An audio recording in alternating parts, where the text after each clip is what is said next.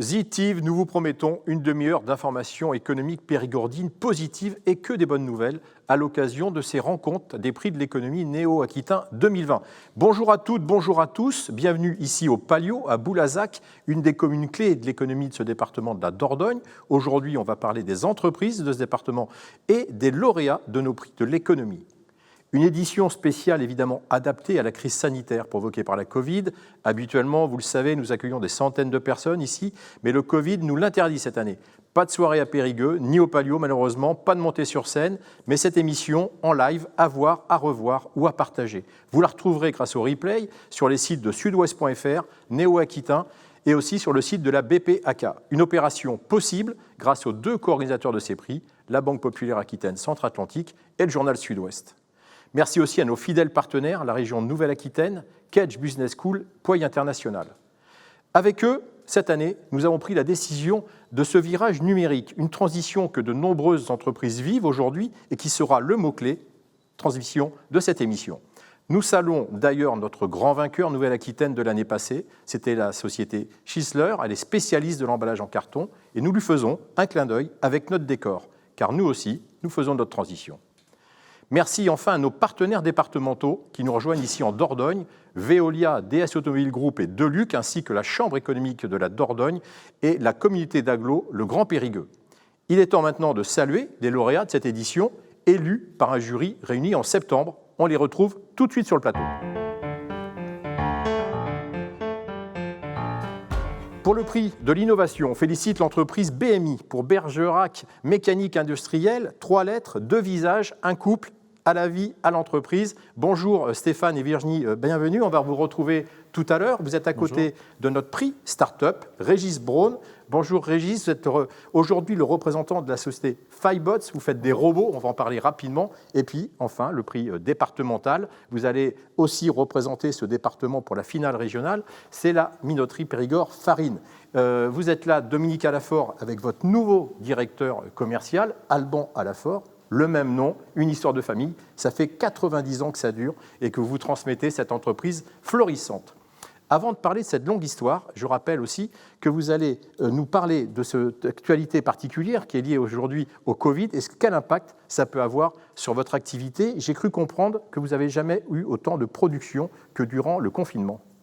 En effet, nous avons une suractivité pendant la période du confinement, pendant la période du mois d'avril et du mois de mai 2020, ce qui nous a obligés à nous réorganiser au niveau des équipes, puisque nous avons pris la décision très rapidement de travailler 7 jours sur 7 et 24 heures sur 24. Contre 5 jours sur 7 avant ? Contre 5 jours sur 7 avant, mais sans pouvoir de toute évidence répondre totalement à la demande.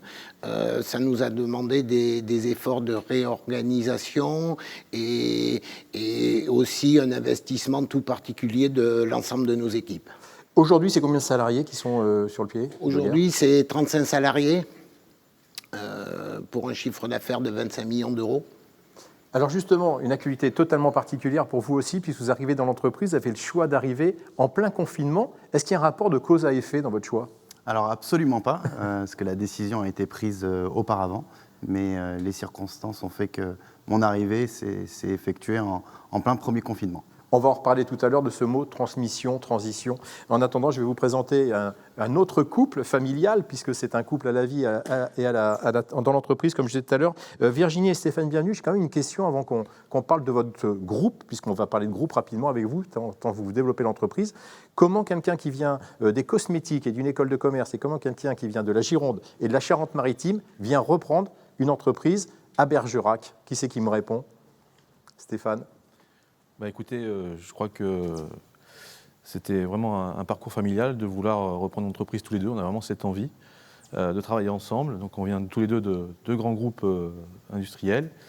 Et donc on a eu la chance de pouvoir reprendre 2 entreprises à Bergerac et c'est une vraie aventure. Alors l'aventure, elle est d'autant plus forte qu'une des 2 entreprises a été reprise à la barre du tribunal. Est-ce que c'était un atout, justement, de savoir que c'était à la barre du tribunal ? Et puis, il y avait une histoire, quand même, pour vous, qui vous reliait à cette société. un atout, je ne dirais pas ça, mais c'était vraiment... Je parlais financièrement, évidemment. Oui. Effectivement, refaire naître une entreprise qui est en difficulté, c'était vraiment une vraie aventure, ce que nous sommes en train de développer aujourd'hui.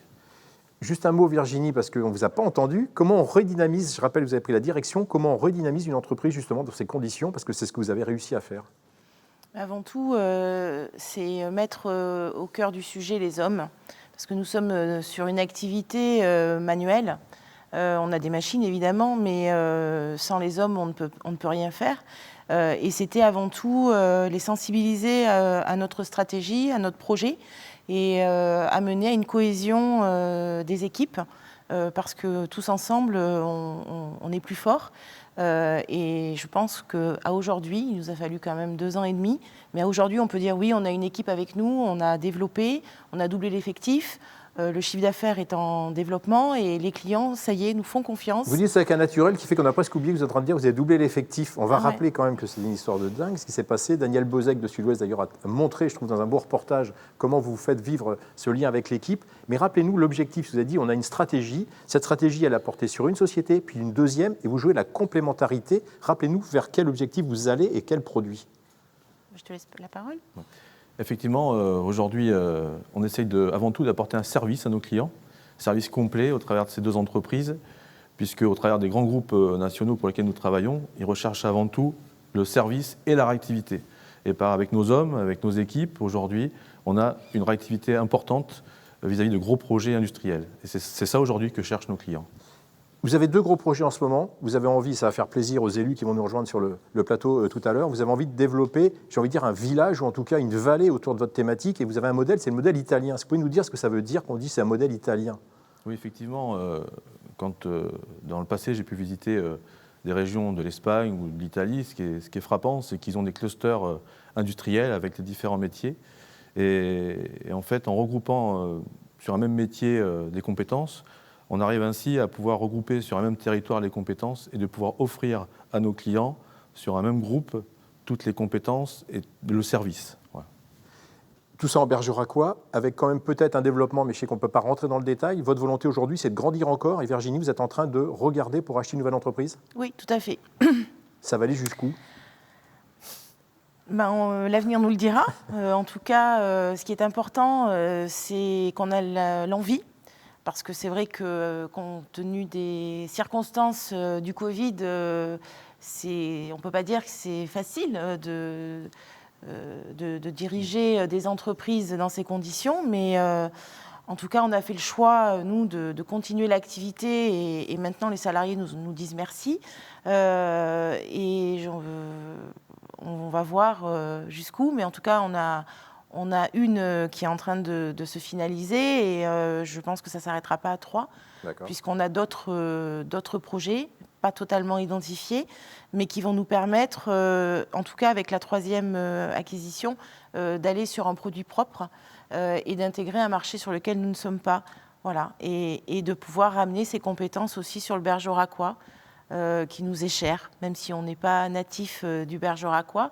C'est pas un reproche. C'est une région, non, mais c'est une région qu'il faut absolument redynamiser, industrialiser, qui est en difficulté malgré tout. Et en tout cas, on va faire de notre possible pour, à notre niveau, créer de l'emploi et surtout le pérenniser. C'est ce qui est important. On vous donne rendez-vous, nous, dans 1 an et dans les pages de Sud-Ouest avant, j'en suis sûr, pour de bonnes informations. Ce parcours, il va parler forcément à votre voisin, chez Régis Braun, parce que Régis, on l'a connu, il était directeur d'une modeste usine, d'un modeste groupe qui s'appelle Juste Hermès pendant 7 ans. Et je vous assure que pendant le jury, quand ils ont vu son dossier, ils ont dit « Mais comment on part de chez Hermès pour prendre une aventure comme ça ?» Donc je vais vous la poser, la question. Qu'est-ce qui fait qu'on est directeur d'usine chez Hermès, qu'on va partir dans sa propre société, fabriquer des robots à Brantôme? Oui, il faut être un peu fou. En même temps, c'est une belle maison qui m'a appris beaucoup. Et l'idée, c'était de venir à l'aide d'un ami, qu'on voulait fabriquer et concevoir des robots de zéro en France.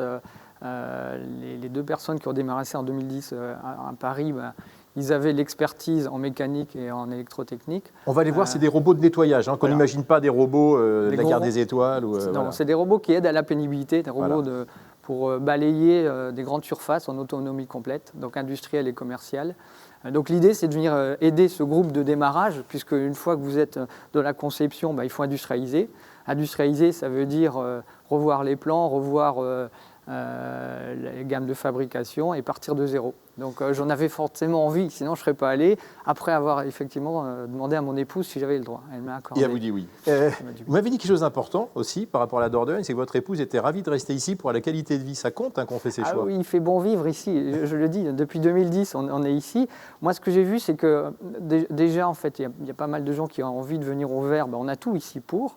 Puis j'ai voulu démontrer qu'on peut faire de la haute valeur ajoutée, l'high-tech, au vert, avec des vrais savoir-faire, puisque dans le luxe, en fait, on a ce savoir-faire, cette précision, ce sens du détail, ce qu'il nous a fallu pour le robot. Le robot, c'est avant tout une belle horlogerie mécanique avec l'informatique. Et si on n'avait pas eu ça et ici, on n'aurait peut-être pas réussi à le faire. Alors justement, ce qui vous relie encore tous les trois, c'est que Régis Braun, vous avez la même envie de ce cluster, vous sur le nord du département, autour de la robotique. Expliquez-nous votre projet, c'est-à-dire plutôt former des sous-traitants que d'embaucher tout de suite. Oui, l'idée c'était de devenir assembleur, c'est-à-dire une fois qu'on avait compris à peu près, on a mis 1 an et demi pour industrialiser le robot. On a été aidé par l'équipe de voisins, donc les gens qui ont fait les premiers protos. C'est dire, pour envisager un volume, on va s'appuyer sur les partenaires autour, des sous-traitants. Il y a plein de belles sociétés en Dordogne, très discrètes, qui ont un vrai savoir-faire. Donc on s'est appuyé sur eux, on les a formés à un nouveau métier, puisque la robotique demande des exigences qui est un peu à part. Ils ont appris et maintenant on a aujourd'hui une dizaine de partenaires clés, à moins de 150 km, et on est devenu assembleur final et on maîtrise la chaîne complète. Est-ce que vous êtes prêt aujourd'hui à embrasser votre projet, puisque vous l'avez écrit, c'est de dire dans 4 ans sortir 1000 robots? Alors l'idée c'est ça, c'est-à-dire qu'aujourd'hui effectivement on est en location dans 600 mètres carrés, on est sur une capacité de 50 robots à l'année. Dans 2 ans on vise 200 robots et dans 5 ans essayer d'aller à 1000 robots année avec la construction d'une usine à Brantôme d'ici 2 ans. Ouais. Écoutez, pareil, on se donne rendez-vous, on reviendra vous voir. C'est forcément 2 très beaux projets qui sont très excitants. Merci. Ça doit parler effectivement aussi à la famille Alafort, même si l'histoire de la famille Alafort et de l'entreprise est un peu plus ancienne. Qu'est-ce que vous avez envie de leur souhaiter et comment vous regardez justement ces parcours d'entrepreneurs, M. Alafort, vous qui êtes en train aujourd'hui de transmettre l'entreprise à vos 2 enfants? Je trouve ça formidable et même exceptionnel parce que ce sont de vrais challenges sur l'avenir. Ça vous émeut quelque part, parce que vous êtes en train, on va en reparler tout à l'heure de la transmission, mais vous voyez des gens qui tentent, qui osent. Elle le disait tout à l'heure, Virginie, en plus, c'est pas forcément simple en ce moment, ça n'a pas profité à toutes les activités, le Covid. Vous leur tirez de votre chapeau, vous comprenez, ces salariés qui basculent, comme le fait votre fils, du statut de salarié au statut d'entrepreneur? Alors, moi, sincèrement, je leur tire mon chapeau parce que ce n'est pas évident de se projeter. Et en fait, c'est dans quelques années qu'ils pourront dire « Chouette alors ». Nous avons réussi. Alors, chouette alors, on va le regarder parce que c'est ce que dit Monsieur Alafort. On a fait 2 jours de tournage à la Minoterie. On va regarder un extrait de ce film, un film qui est donc consacré à ce portrait d'entrepreneur qu'on en fait en ce moment dans tous les départements. Il sera à découvrir demain soir à 18h sur TV7 et sur tous les réseaux sociaux, évidemment. On regarde ça tout de suite.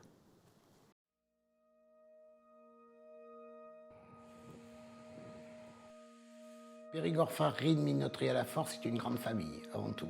Je considère les gens qui travaillent ici, soit comme des amis, soit un peu comme mes enfants. Le plus important, ce sont les valeurs humaines. Parce que sans eux, je n'aurais jamais pu construire ce qui existe aujourd'hui. Et sans eux, je n'aurais pas les projets d'investissement pour demain.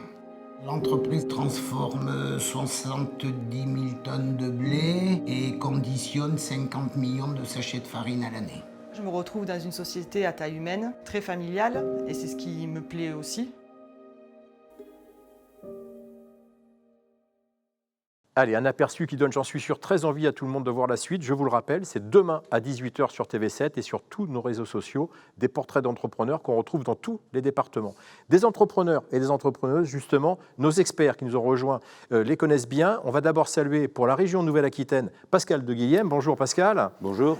On a aussi nos amis de Kedge qui nous ont rejoints. Je rappelle le rôle important de Kedge dans la sélection et dans le jury de ces Néo-Aquitains. C'est Franck Roger qui nous reçoit aujourd'hui, qui est le directeur du développement. Bonjour Franck. Bonjour. Et puis je ne vous les présente pas évidemment, puisqu'on a encore notre famille Alafort qui est avec nous. Et puis surtout, on retrouve Christian Chapotin. Est-ce que vous nous entendez, Christian? Vous êtes en direct avec nous en visio. Parfaitement. Bonjour Stéphane. Bonjour, je le rappelle, Christian, vous êtes certainement le plus fidèle des fidèles de cette rencontre. Vous êtes le directeur général adjoint de la Banque Populaire Aquitaine Centre-Atlantique, co-organisateur de cet événement et membre du jury. Grâce à vous, on va d'ailleurs féliciter à nouveau les lauréats de la Dordogne et nous saluons également toutes les entreprises, parce qu'évidemment, toutes n'ont pas gagné, toutes celles qui ont candidaté, nous les remercions. On va revoir leur nom de celles qui ont été nommées par le jury. Elles représentent évidemment cette dynamique économique. Et en parlant de dynamique, on va faire une photo instantanée de l'activité du département de la Dordogne. Et avec vous, Pascal de Guilhem, on va regarder ces chiffres, car on voit évidemment que l'industrie papetière et carton est un poids lourd pour l'export, mais les activités, on vient de le voir avec nos invités, sont diverses et variées. Comment fait aujourd'hui la région pour aider ces filières avec le plan de relance ? Bonjour à toutes et à tous d'abord, et puis je vais saluer l'ensemble des entreprises, celles qui sont lauréates et puis les autres. Alors l'industrie papetière, bien sûr, c'est un poids lourd, on le voit bien avec Condat, oui, qui est un des fleurons de cette industrie-là en Aquitaine. Les entreprises sont variées, sont diverses, donc forcément, dans la multiplicité des filières, il y a une différenciation qui permet d'accompagner, selon l'état de la filière, la difficulté de la filière dans le moment présent, un accompagnement différent. Mais tout ceci a été transcrit d'ailleurs récemment par le président à travers une convention avec la Chambre de commerce qui permet à la fois de décrire ce qui est fait, en volume bien entendu, et par secteur d'activité. Alors il y a des secteurs d'activité qui souffrent davantage que d'autres, qu'il faut accompagner. Je ne vais pas retracer l'ensemble des fonds qui ont été dédiés. Ça va être très compliqué. On a fait des émissions spéciales sur ce plan de relance. Ça va être très compliqué. Il y a un ensemble de fonds. Je crois que le dernier, d'ailleurs, finalement, retrace bien la préoccupation actuelle. On va parler sans doute des prêts garantis par l'État, oui, auxquels ont accédé un certain nombre d'entreprises de Dordogne. Il risque d'y avoir une difficulté demain. Il va falloir rembourser ces PGE. Et donc, forcément, il y a un fonds qui permet peut-être de soutenir la trésorerie. C'est sans doute la principale difficulté des entreprises dans le département. Avoir des fonds propres, effectivement, aujourd'hui, c'est pour ça que nous avons voté récemment un fonds dédié en soutien, en fonds propres pour l'investissement. Le message, il reste clair de la part du Conseil régional vers les entreprises, c'est venez encore nous voir, il y a encore des moyens pour vous aider ? Mais bien sûr. Depuis le début, c'est ça. Et ça sera forcément encore ça de même. Pourquoi ? Parce qu'il y va à la fois de l'attractivité de nos régions, de nos territoires. Si les entreprises de Dordogne ont un besoin aujourd'hui encore accru, à la fois pour l'urgence, mais aussi pour leur développement, c'est auprès de la région Aquitaine aussi qu'il faut venir chercher des subsides. On va y revenir justement sur le développement, parce qu'on va voir ça avec notre lauréat départemental. Je propose tout de suite à Christian Chapotin de nous commenter cette visibilité justement des PGE. Christian Chapotin, depuis votre poste de directeur général adjoint de BPAK, est-ce que vous mettez la Dordogne dans les départements très demandeurs de PGE ou est-ce qu'il est dans la moyenne ? La Dordogne, comme l'ensemble des départements de la Nouvelle-Aquitaine, a bénéficié du PGE. Pour la Dordogne, c'est à peu près 4700 entreprises qui ont effectivement obtenu un PGE. Et pour un ensemble de 460 millions d'euros qui ont été injectés en Dordogne par le PGE. Et la Banque Populaire Aquitaine Centre-Atlantique a délivré à peu près un PGE sur 5 en Dordogne. Christian, par rapport à ça, on a vu que notre lauréat départemental, lui, n'a pas fait appel à ce PGE. On a d'ailleurs, sur la tournée de ces émissions, peu de lauréats départementaux qui ont fait la demande. Est-ce qu'on peut dire que ces PGE auront plutôt aidé des TPE ou des entreprises de plus faible dimension ?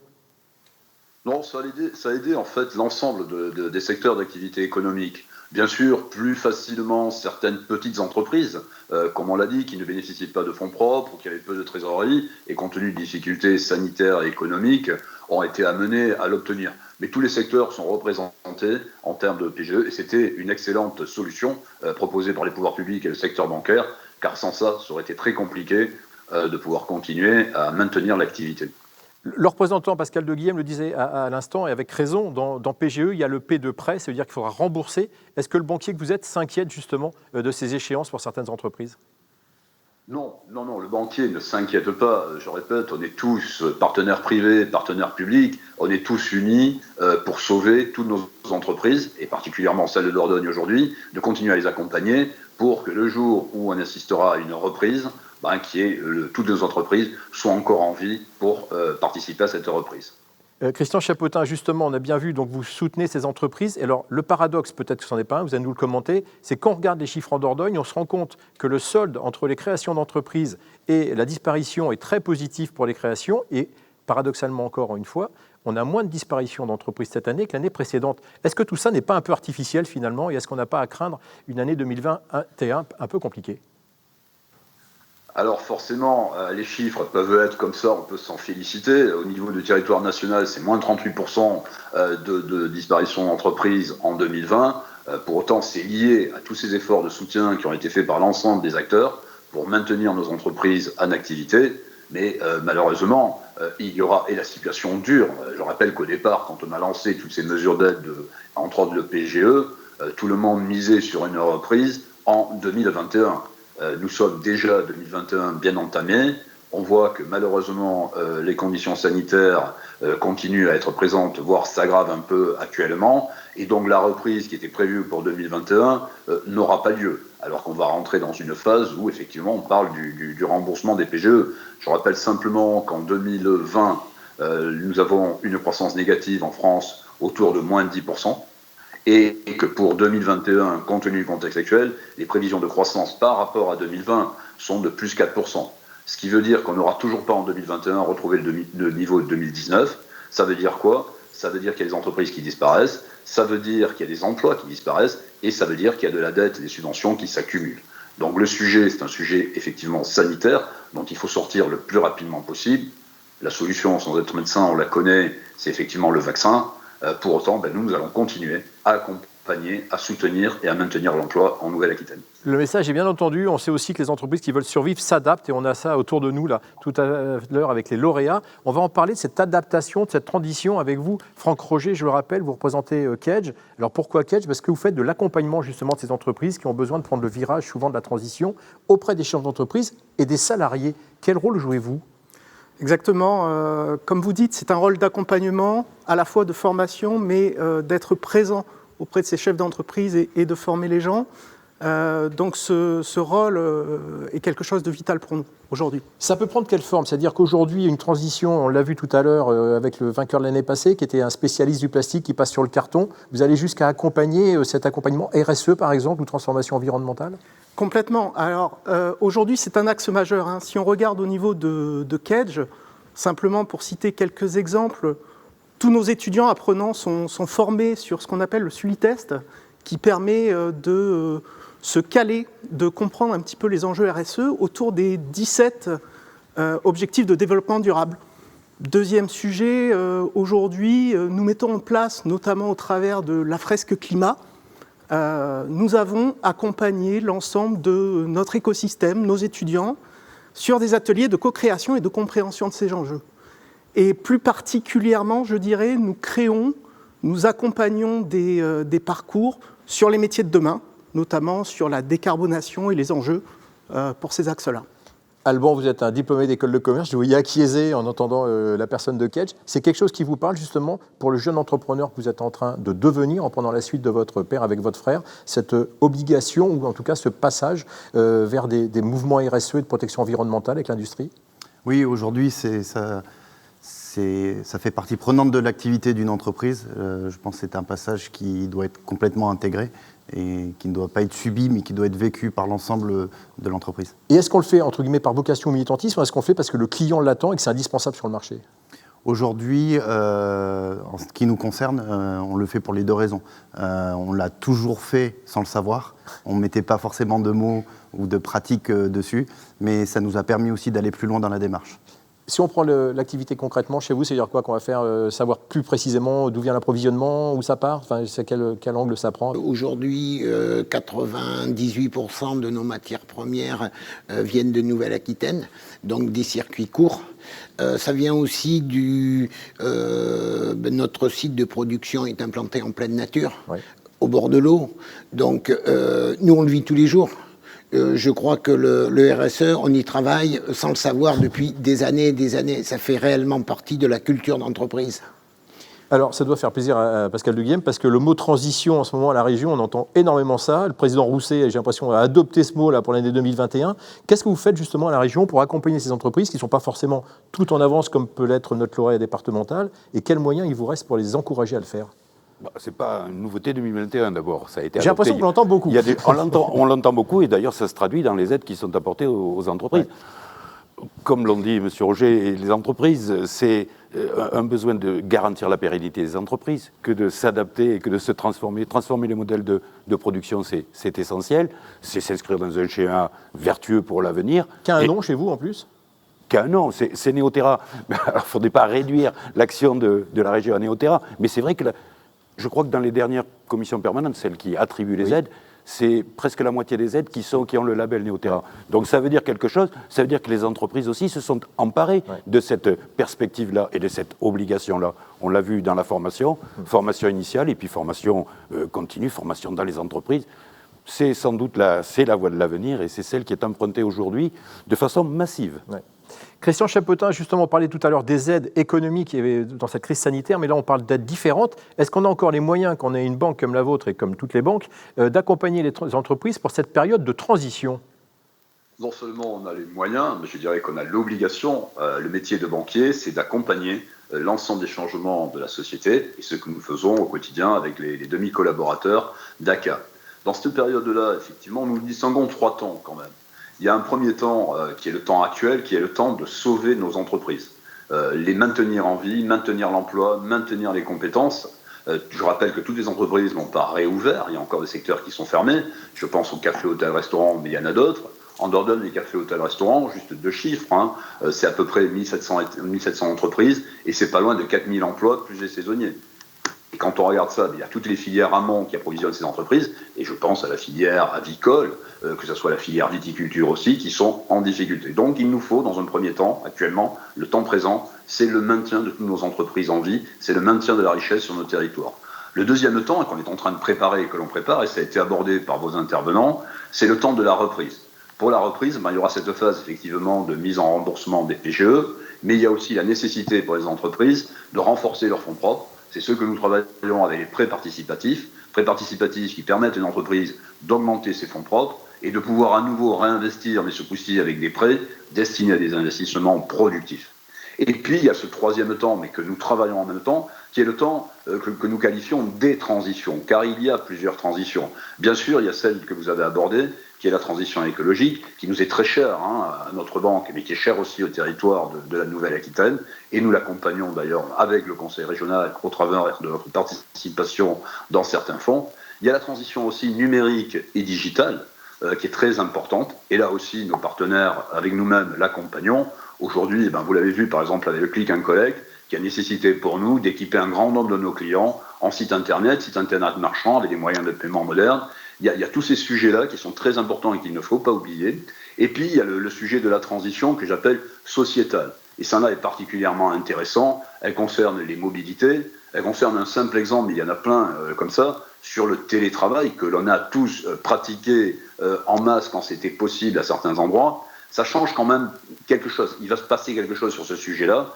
Et si on imagine que demain, certains salariés vont travailler depuis chez eux 1 jour ou 2 jours par semaine, ça veut dire quoi, par exemple, sur le territoire de la Dordogne? Ce qu'on peut imaginer, c'est que quelqu'un, j'en sais rien, moi qui allais à Périgueux tous les jours travailler depuis Sarlat, cet exemple-là, demain, il va passer, au lieu de passer le week-end à Sarlat, là où il réside, il va peut-être passer 2 jours dans la semaine en plus à Sarlat.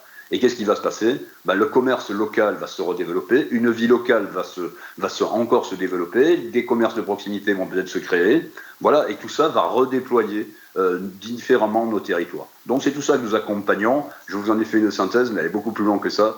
En tout cas, nous sommes très heureux de l'accompagner en Dordogne. Merci, et merci en plus de nous prouver que c'est possible, puisque je rappelle, vous êtes vous-même en liaison avec nous, comme quelqu'un qui serait en télétravail avec son entreprise. Alban Alafort, quand on reprend une entreprise familiale comme la vôtre, avec votre frère Alexandre, qu'on salue, qui n'est pas sur le plateau, mais on sait que vous êtes les 2 fils à reprendre cette société derrière votre père, et je salue aussi votre directeur commercial qu'on connaît bien ici, Francis Mathieu, qui va quitter l'entreprise. Qu'est-ce que ça veut dire quand on entend les banquiers parler comme ça, et comment vous êtes en train de monter votre plan stratégique pour la suite? Qu'est-ce qu'on intègre en priorité? Nous, aujourd'hui, il est important de se projeter dans l'avenir et d'être accompagné également, c'est-à-dire que ça ne se fait pas seul. Se projeter se fait avec des partenaires également. Les banquiers en font partie et ils font partie de notre projet aussi. Ça veut dire qu'aujourd'hui, quand vous reprenez même une société familiale, donc on ne va pas parler de rachat, etc., il y a un gros plan d'investissement qui est prévu, où on est en train de moderniser, où on est en train d'accompagner cette transition? Tout à fait, nous sommes dans une phase où l'entreprise est en train de se projeter pour une phase de modernisation sur les différents outils de travail. Et oui, on est en pleine réflexion aujourd'hui sur ce sujet-là. Est-ce que ce changement dont vient de parler Christian Chapotin impacte aussi la façon dont les gens consomment la farine? Et on l'a vu, c'était peut-être une des découvertes du premier confinement. C'était devenu un produit de nécessité incroyable. On a vu des pénuries. Je sais que votre père le disait, vous avez fait tourner l'usine à plein. Est-ce que vous pensez que ça va continuer, que vous allez accompagner ce changement? Difficile de le dire. On a vu les gens faire du pain, enfin, des choses comme ça. C'est pour ça. Tout à fait. On a vécu une grande consommation des particuliers qui ont fait des stocks, qui sont mis à faire des gâteaux, à faire de la cuisine. Et de l'autre côté, une autre partie de la clientèle a malheureusement un peu plus souffert.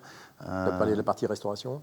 Exactement, la restauration, certains industriels également. Ouais. On voit qu'ils reprennent des couleurs aujourd'hui, on est très contents. Nous, en tout cas, on est là aussi pour répondre présent. En parlant d'être très content de Michael Lafort, est-ce que c'était le projet de votre vie de voir 2 fils reprendre ou est-ce que ça aurait pu partir ailleurs et vendre la société? C'était quoi votre vœu le plus cher? Ah non, mon vœu le plus cher était effectivement que l'entreprise soit pérennisée. Aujourd'hui, je suis le plus heureux des hommes, puisque j'ai mes 2 fils qui intègrent l'entreprise, un au commerce, l'autre au technique. Pour moi, la vie est belle, c'est parfait. Donc je peux partir serein. Est-ce que vous avez œuvré pour qu'il revienne? Parce que je le rappelle, mais celui qui est le plus proche de vous physiquement aujourd'hui, il était au Canada il y a 2 ans, il vendait des voitures de luxe, entre guillemets, en tout cas de haut de gamme. Il aurait pu très bien partir dans une autre voie, et sans jeu de mots avec voie, votre autre fils était aussi dans l'industrie automobile. Donc est-ce que vous avez œuvré, fait valoir l'entreprise, ou est-ce que c'est venu par eux-mêmes? Ah non, la décision leur appartient. Je n'ai jamais poussé pour qu'ils reviennent et je trouve ça encore beaucoup plus légitime et je suis d'autant plus serein pour eux puisque c'est réellement leur décision. Alban, vous confirmez, il n'entend pas que votre père n'a jamais poussé que vous preniez l'entreprise? De grandes perches tendues, mais en aucun cas nous avons été... Il n'y a pas une main forte. Bon, très bien. En tout cas, on souhaite à la famille Lafort un très beau développement de cette entreprise qui est déjà très bien portante et on est ravis de vous avoir vu être élu par le jury comme le prix départemental. Christian Chapotin, ça va être l'heure de remercier nos invités. Je vous retrouve par ce fameux live. J'ai une question évidemment que tout le monde se pose à la fin de ces rencontres. C'est est-ce qu'on se donne rendez-vous malgré le contexte pour les Néo-Aquitains 2021? Parce que vu la date, on pourrait penser que c'est 2021 et non, c'était les Néo-Aquitains 2020 aujourd'hui. Et est-ce qu'on va continuer cette belle aventure? Bien sûr, Stéphane, nous allons continuer. Et ces beaux témoignages, et celui qu'on vient d'entendre particulièrement sur cette transmission, qui est assez émouvant, nous encourage à en mettre encore plus en avant tous nos chefs d'entreprise en Nouvelle-Aquitaine, et particulièrement, je pense aux 80 000 chefs d'entreprise de Dordogne. Tout à fait. Et puis, Christian, vous l'avez suivi avec nous, il y avait l'émotion chez Léa Lafort. Et puis, il y a toujours cette rencontre formidable de ces entreprises. Et on l'a vu tout à l'heure avec nos 2 autres lauréats qui se découvrent, qui ne se connaissent pas forcément et qui, quelquefois, peuvent même croiser des projets industriels. Et on l'a vu avec 2 projets de vallée. En tout cas, en attendant de connaître les futurs lauréats, on félicite à nouveau ceux de l'année 2020. Ils vont nous rejoindre dans quelques secondes sur ce plateau pour la photo finale traditionnelle. Malgré le Covid, on va continuer à garder ce grand rendez-vous qu'on mettra après dans les pages de Sud-Ouest. Je rappelle que le prix Innovation est allé à un couple qu'on salue, le couple des bons tuyaux, comme je les appelle, Virginie et Stéphane Bavenu. Le prix Startup et ses robots à Régis Braun et ses robots Firebots, on viendra le voir dans sa future très grande usine à Brantôme. Et puis le prix départemental, on vient d'en parler longuement, le père, les 2 fils et tous les salariés, plus de 35 personnes mobilisées, la minoterie à Lafort, qui va représenter ce département pour la finale Nouvelle-Aquitaine. 3 beaux lauréats, 3 belles histoires comme on les aime. Merci à l'équipe du Palio pour son dynamisme et ses réactivités. Et je remercie également nos partenaires départementaux. Je vous donne rendez-vous pour vous retrouver, la famille Lafort, demain à 18h sur TV7. Ce sera l'épisode de notre série Portrait d'entrepreneur. Merci à toutes, merci à tous et à très bientôt.